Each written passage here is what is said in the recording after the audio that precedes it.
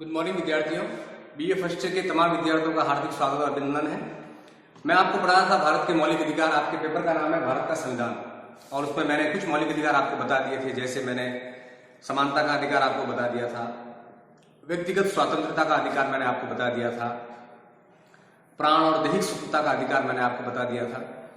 आज हम अगले चैप्टर पर बात करते हैं और वो है शोषण के विरुद्ध अधिकार। सबसे पहले तो मैं एक ही बात हमेशा कहूंगा कि हमें अपने संविधान निर्माताओं का कृतज्ञ होना चाहिए कि उन्होंने इतने बेहतर संविधान की रचना की और इतने विशाल परिपत्र में हमारे मौलिक अधिकारों का प्रावधान किया। आज हम बात करेंगे इन दो आर्टिकल्स पर, आर्टिकल 23 और 24। अगला जो हमारा मौलिक अधिकार है वो है शोषण के विरुद्ध अधिकार। एक शक्तिशाली रक्षा उपाय है।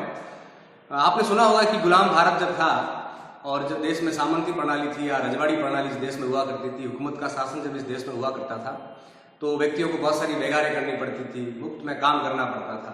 आप देखते होंगे बहुत सारे गढ़ों का निर्माण, किलों का निर्माण, एक प्रकार से बेगारी का प्रतीक है हमारे देश में। और देश जब आज़ाद हुआ तो संविधान निर्माताओं को लगा कि जब हमने लोकतंत्र की बात की, हमने समानता की बात की, हमने व्यक्ति के आर्थिक और सामाजिक विकास की बात की, तब उन्हें लगा कि जो हमारी सामाजिक कुरीतियाँ हैं, हमारी जो राजनीतिक कुरीतियाँ हैं वो है व्यक्तियों का शोषण।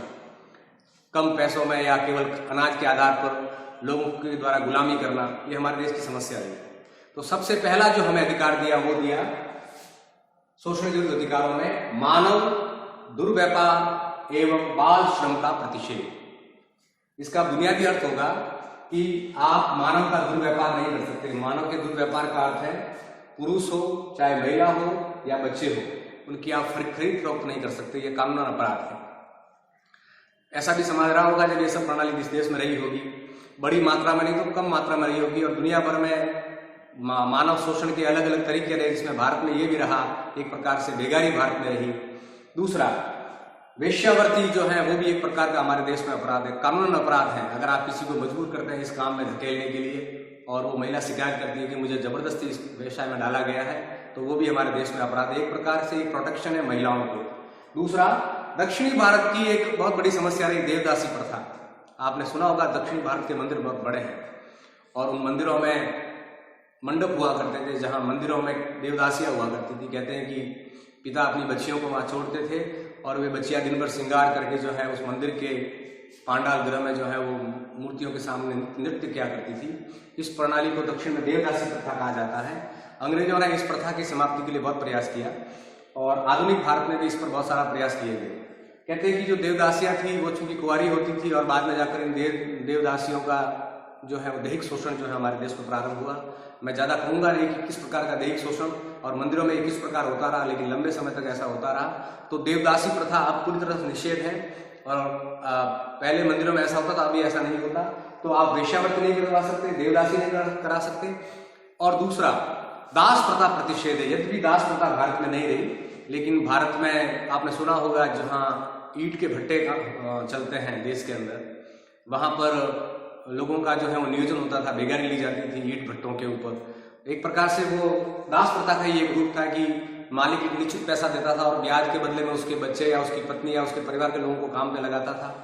और ये भट्टों पर जो शोषण है बड़ा व्यापक स्तर पर इस देश में हुआ, खास करके बंगाल, बिहार और जो हमारे पूर्वोत्तर राज्य हैं भारत के, जो विशाल राज्य, उन राज्यों के अंदर इस प्रकार ईंट भट्टों पर बंधुआ मजदूरी लोगों से करवाना, एक फिक्स रेमुनरेशन देकर, ये एक प्रकार का हमारे देश में अपराध था। लेकिन दास प्रथा हमारे देश में नहीं रही। दास प्रथा जो है वो पश्चिमी समाजों में देखने को मिलती है, खास करके अफ्रीकी समाजों में, यूरोप में, यूएस के अंदर।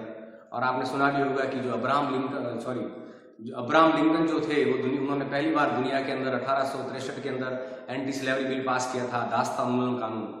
और उसका परिणाम ये भी हुआ कि एक व्हाइट कॉलर्स ने उन्हें गोली मार दी थी ऐसे कानून को पास करने के लिए, क्योंकि इससे अमेरिका की जो पूरी इकॉनमी थी वो प्रभावित हुई और दास प्रथा, जो लोग दास थे वो देश के मालिक बन गए, संसाधनों के मालिक बन गए।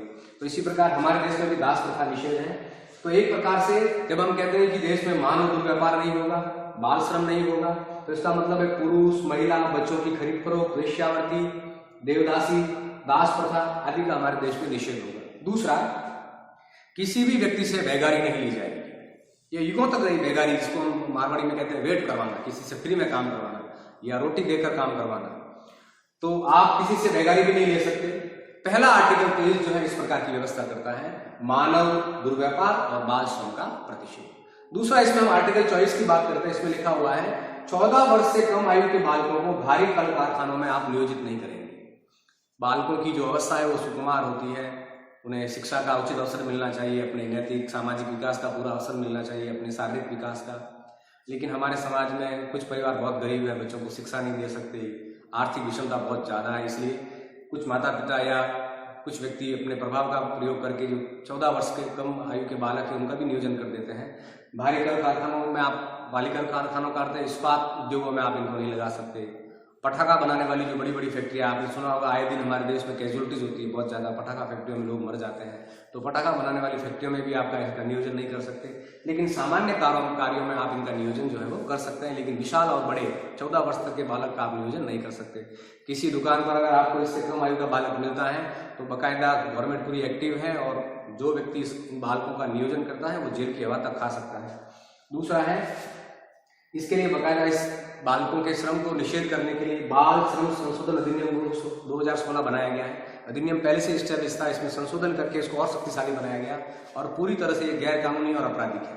इस पूरे आर्टिकल को ये समझिए कि ये दोनों आर्टिकल केवल राज्य को ही पाबंद नहीं करते कि आप ऐसा कोई काम नहीं करेंगे, बल्कि निजी व्यक्ति, निजी संस्था को भी पाबंद करेंगे कि आप इस प्रकार व्यक्ति का बलात्संग जो है वो नहीं कर सकते या उन्हें 14 वर्ष तक के बालकों को भारी कल कारखानों में नहीं लगा सकते। इससे पहले एक बार आप जान लीजिए, आर्टिकल 23 में जो लिखा हुआ है इसमें राज्य जो है वो अनिवार्य सेवा आरोपित करके आपसे काम ले सकता है। वो इसका एक अपवाद है कि राज्य को जब जरूरत पड़ेगी विशेष परिस्थितियों में तो वो आपको नियोजित कर सकेगी, वो इस आर्टिकल का उल्लंघन जो है वो नहीं माना जाएगा। लेकिन मूल रूप से हमारे संविधान निर्माताओं ने हमें एक शक्तिशाली अधिकार दिया जिसे हम कहते हैं शोषण के विरुद्ध अधिकार।